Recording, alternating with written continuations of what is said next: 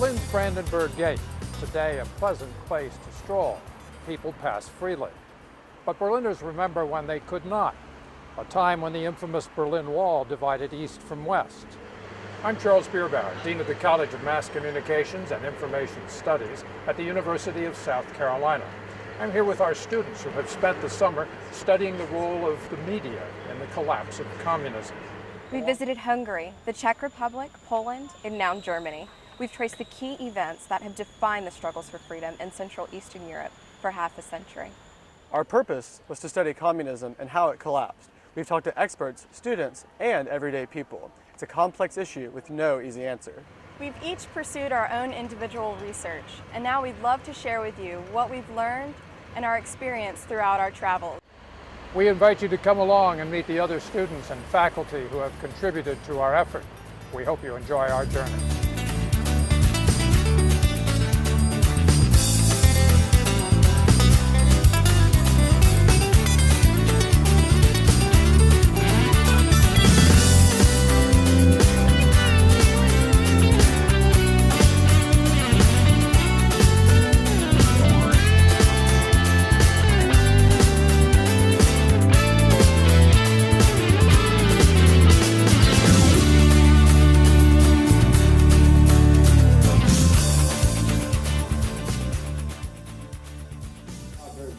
Our students were born about the time the Soviet bloc collapsed. So we started in the classroom with political science professor Don Puchala leading us on a crash course on Marxism, Leninism, and Stalinism. As the Cold War went on, it became increasingly clear that what it was all about are two different ways of life, either side disapproving of the way the other side lived, right? I filled in some elements about Cold War media and propaganda from my experience. I've never had more intense education in such a brief period. I think I absorbed more than I could have if I was a sponge about communism.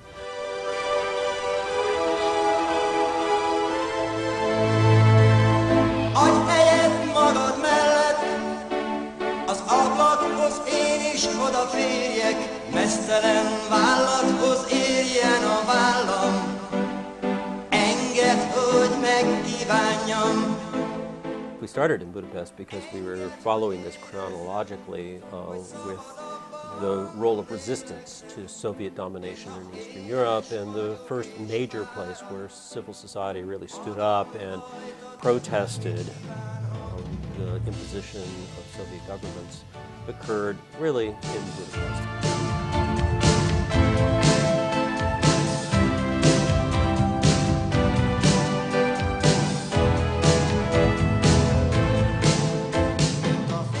You're listening to what many Hungarians would say was their Cold War anthem. It's called Give Me Some Room Next to You. It isn't a love song in the traditional sense. It was a songwriter's way to express his longing for the freedoms enjoyed in non-communist countries. That songwriter was Andras Trunkas, a revolutionary poet, musician, and folk hero. Talking with him in Budapest was one of the most unique experiences of our entire trip. In his day, he was so controversial that the Hungarian government banned him from performing in his own country. He's very happy, for example, to sit right now in front of you and talk about such things with you guys, like American group of people. Ez a régi rendszerben itt legalább 20 rendőr lenne körülbelül, és figyelj, hogy én mit mondok. One system there would be like 20 cops around and just paying attention every word he says.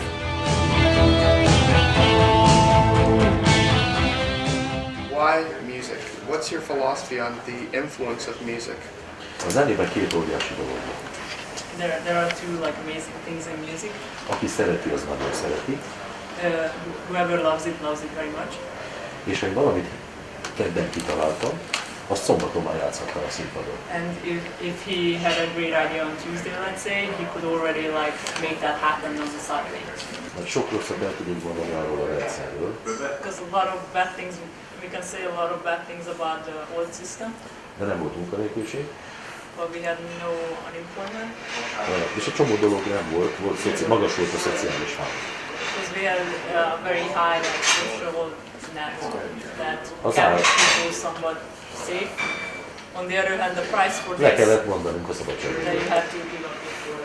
Ezt így- He showed me sort of what happens to someone who has to confront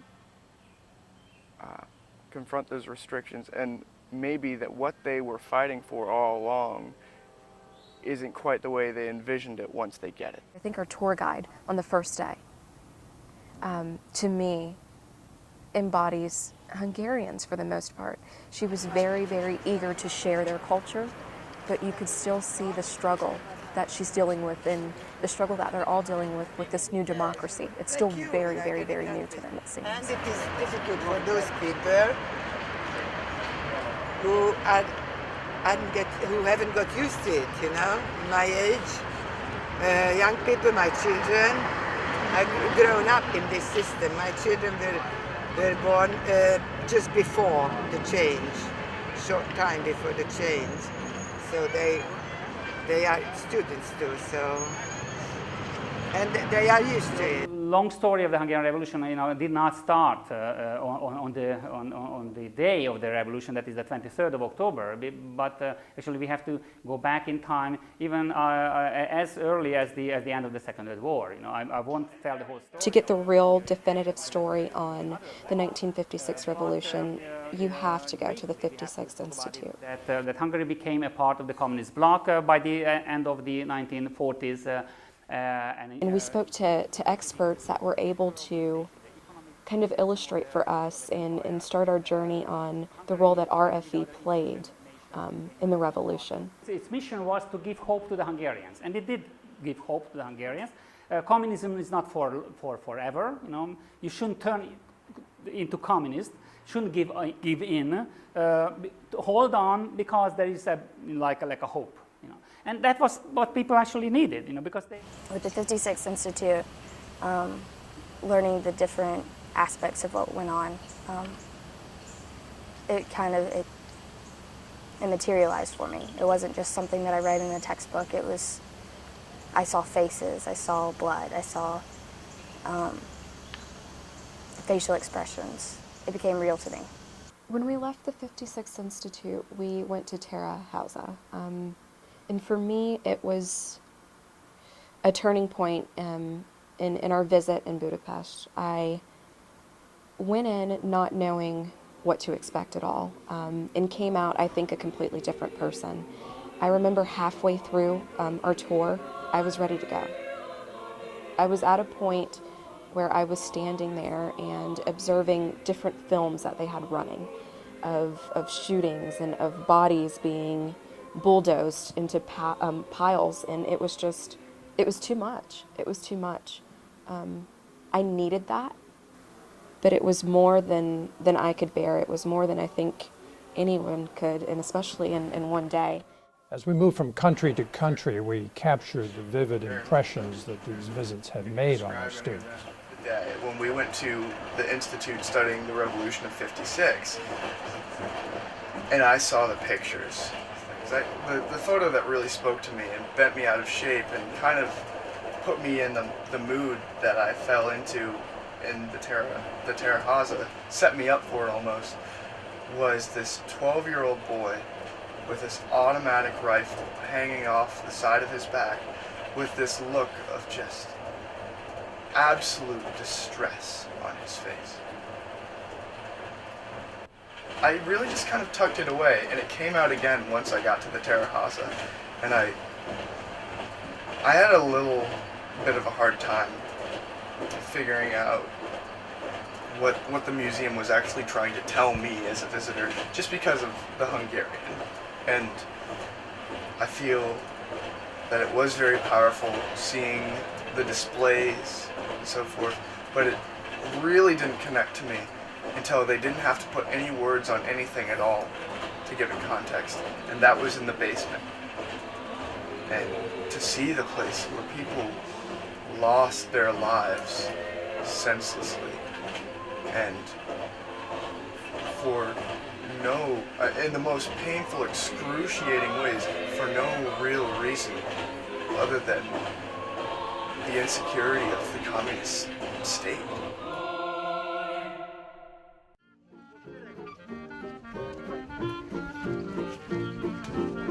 Going from Budapest to Prague was like day and night almost.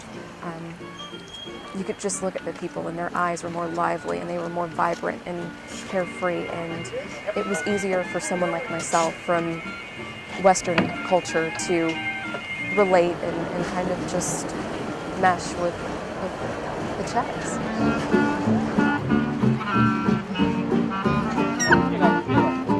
I felt more like home. We kind of felt welcome in the city of Prague, and just everything around. The architecture was, you know, ancient castles and anything you could think of, and it all had been restored perfectly, as if communism never actually been through Prague. It was just bright and like smiling faces, almost like the South Carolina of Europe. You know, smiling faces with beautiful places.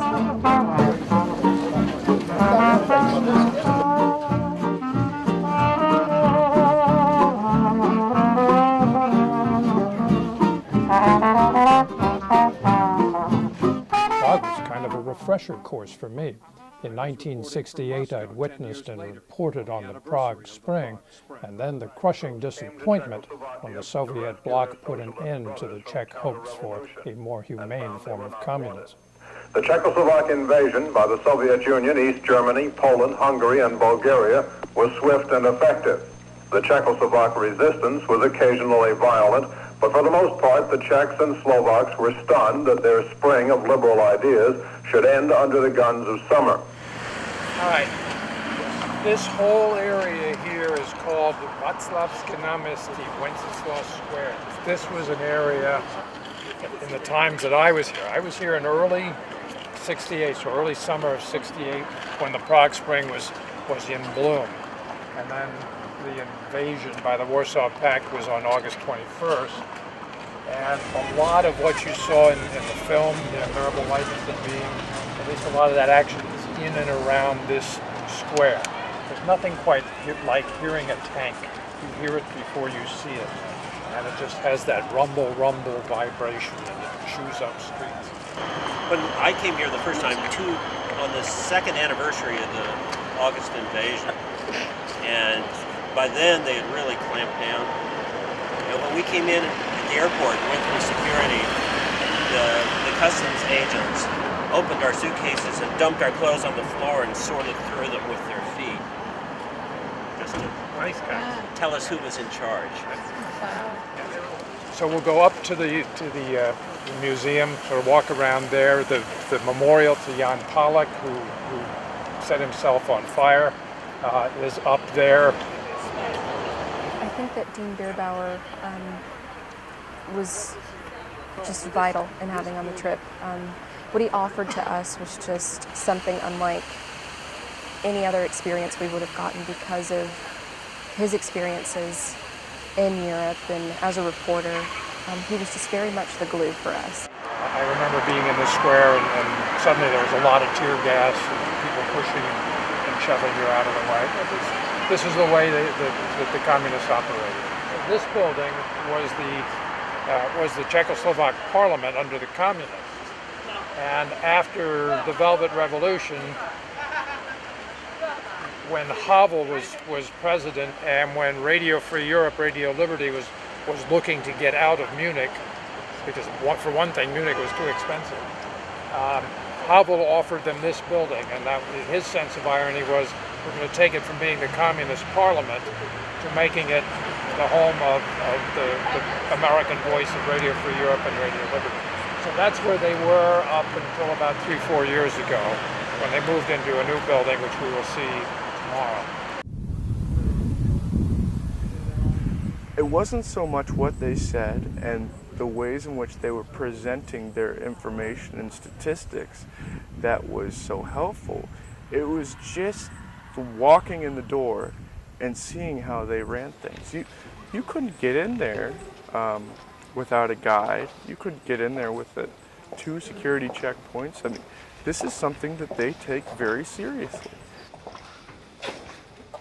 Jeff Gedman, the president of RFE, was our first speaker, and he seemed to be promoting the organization and presenting it to us as if we're about to write a story to advertise for RFE and all of the wonderful things that they do. And then our second speaker came in, and he was the director of the broadcast portion of RFE, and he seemed to really lay it out flat for us. You were born with your freedom. You don't need to fight for it. These guys here, they fight for it on a daily basis. This is about commitment. And if I have to choose one word for this company, it's commitment. I went into this trip thinking that the media had played a paramount role in the collapse. And that's what I wanted to focus, especially with Radio Free Europe, because we had emphasized so much on that broadcasting. And when we got there, especially by the last day, we realized, yes, it played a part, but it wasn't as integral as the other aspects of communism and the different factors involved. For all the things that we discovered about how media didn't exactly play a role in communism, in the downfall of that, it still must have some very significant effect on countries that don't have an independent source of media, whether it's overthrowing the government or not, because there's got to be a reason why United States funding, why our congressionally collected tax dollars go over there to fund such a major operation like that.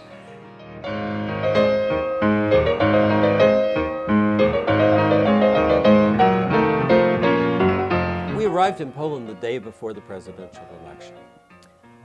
It was an election that had not been anticipated. It was brought about by the sudden and tragic death of the Polish president and the leadership group. So it was a time of mourning. It was a time of holding an election that no one really anticipated to occur at that time. I got the sense that this was kind of a coming-of-age situation for the Polish political system. You are witness to history actually being here. Longan Pistuziak is an old friend of the University of South Carolina. Not only is an academic, but he ran for parliament. He was in parliament for about 6-8 years, something like that. The students really enjoyed having a chance to talk with somebody who was an eyewitness, and not just an eyewitness to the events, but was actually one of the prime actors. I believe that, first of all, the communist regime collapsed because it was unable to compete with the free market economy, was unable to fulfill its promises that it will be the more efficient system which is going to satisfy best the demands, whatever the demands of the societies are or will be in the future. Longan Pistuziak I just thought he was great. His ability to connect with the students and really just a very political man. His political ability to just connect with people right off the bat, it was just kind of fascinating how easily he was able to do that.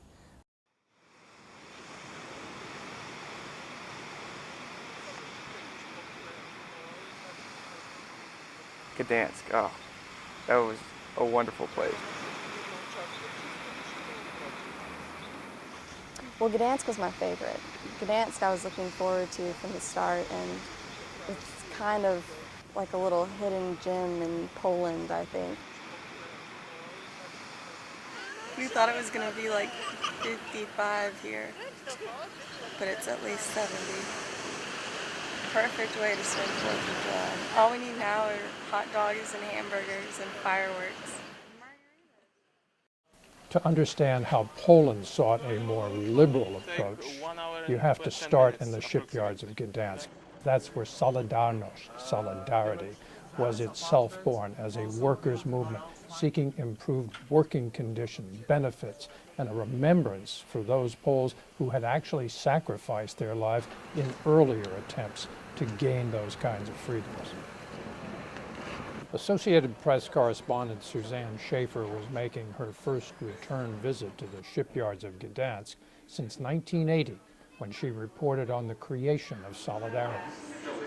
the shipyard's empty. The workers aren't there now, so it's empty buildings. But in my mind, I remembered this crush of humanity up against the shipyard gates that we saw, and people coming constantly, day and night, gathering to listen to Wałęsa. He would come to the gate to give short speeches about the updates of what was happening in the buildings in the shipyard. It's funny because I think back and I say to myself, where did you get the courage to go stand there and do that? I mean, you were only in your late 20s. Is that stupidity or is it just sheer force of will? And it's you get swept up in being a journalist and covering the events, and you get caught up in what's happening, and you have to forget about some of the consequences that might happen to you because you know you have to see it through.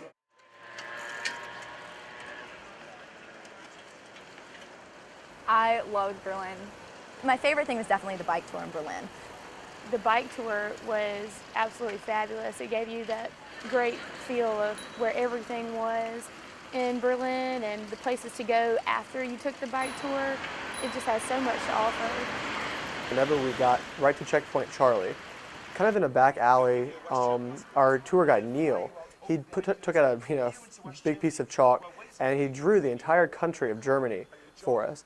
And as he drew it, he then also drew a small part where the city of Berlin is. And then he drew for us how big the Berlin Wall actually was. There had to be some way for these West Germans to get into West Berlin, for these West Berliners to get into West Germany. Of course, they're still being run by the same people, even though there's walls up around the city. And I don't think it hit me, it occurred to me of the power that this wall actually had on not only Berliners, but all of Germany and West and Eastern Europe. Then welcome here at the Wall Memorial Site. My name is Nadia Bungert and I will introduce you today into the history about the wall. I really enjoyed seeing the Wall Documentation Center. It wasn't a bit of a wall, it was a memorial to all the people who had tried to escape at that point, and it had all the faces, these pictures, and the names of the people, and there were flowers there. Going there and seeing the watchtower and seeing how that bit of the Berlin Wall and the Death Dome between the two sides of it was so imposing. Just seeing and kind of getting a sense of you can't go near there because if you do, you'll die. It's just this overwhelming kind of scare factor almost. But it really brought you down to earth to see what people lived through. On New Year's Eve 1993, a German radio station bid farewell to its listeners. It was one of Berlin's oldest and most popular stations, sharing in the history of its city and helping to shape it like no other. Whenever we got to Rias, radio in the American sector, I wasn't really sure what to expect. I kind of expected the same thing that we'd seen at RFE in Prague and RBB a little earlier. Rias became the most important source of information for the eastern sector of the city and the surrounding area. Rias had the possibility to come to the people in the German Democratic Republic, well, with nice music, with nice news, no propaganda, no things, to give them the feeling to feel home. That's it. They feel home. They feel home in West Berlin, in this building. I was actually kind of pleasantly surprised at the fact that they have taken what momentum they gathered during the Cold War and kind of have restructured it as a non-profit organization to kind of get journalists from all around the world into Germany, and really just kind of like a co-op and a partnership. They knew with where they took their function and kind of made that into a public trust. The very last meeting that we went to, I think it was the Contemporary Witnesses group, they were great, and they kind of changed an opinion that I had gotten throughout the trip, because throughout the trip we kept getting this impression that no one wanted to talk about communism and no one wanted to talk about what they went through and what they experienced because it was just too hard for them. And then we went to the Contemporary Witnesses building organization, and there they had whole plate full of people that wanted to talk about it. The breakdown of communism wasn't a management problem. Yes. It was a problem of an economical system which didn't work. The political system, I'm not sure. First of all, I think socialism as an economic structure can't work, never. As we've been traveling, we've been talking to a lot of journalists, but we've also been talking to a lot of just ordinary, regular people who grew up during the communist era. And many of them, we've asked if they miss the good old days, miss the communist idea of life. Well, I don't feel any nostalgia at all. I'm not looking back so much. I can't change I can't change the past. That's not so important for me. I want to live up to my pension with a very good professional life. That's what I want, and that's what's important for me, not the past. What do the 3 weeks traveling do to enhance your understanding? The only way to really understand communism is to go over there and talk to people about it. You don't understand hardly anything that you thought you did until you go and you hear those stories. You can never really fully understand until you're there. I mean, you can't even fully understand once you're there, but it takes being there to get a better sense, and nobody can just tell you, and you can understand from just someone having conversation with you. You have to experience it for yourself. America. Go Baltic. Go America.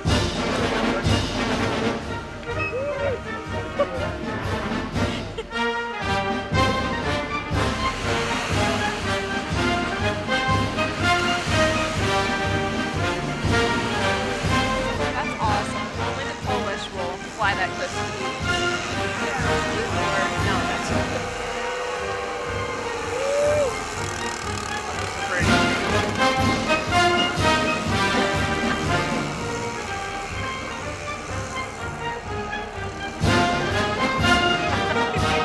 South Carolina. I really love it. Political science, journalism. Okay. We're a perfect marriage. Coexistence. Hey. Hey. Yay! Hey, what time is the bus loading in the morning? 8 o'clock. 8 o'clock. Jack got it down. Trust me. We'll never make a mistake ever again. 8 o'clock? 8 o'clock. 8 o'clock. 8 9 o'clock. Don't be late. I'm going to stay here and take surfing lessons.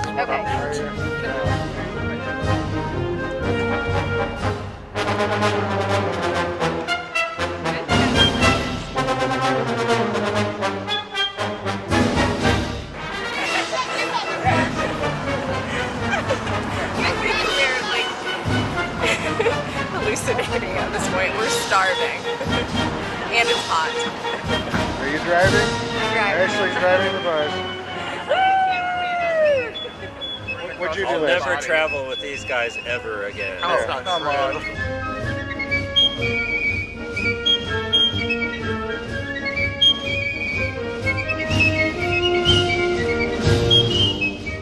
I would say that this is probably one of the best study abroads that you could choose. This is an experience that I will take with me for the rest of my life. You just don't understand it. And until you go, you really can't grasp it. I would say the trip was everything I had hoped for and maybe a little more. It was the experience of a lifetime. I don't think that's so cliche, but it really was.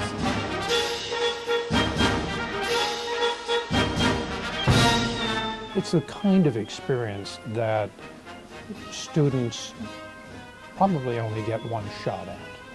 They came along not just for the ride, but to draw from us and to draw even more so from the people that they met in Budapest and Prague and Warsaw and Gdansk and Berlin. And they had those kinds of experiences that none of us could quite bring to them in a classroom.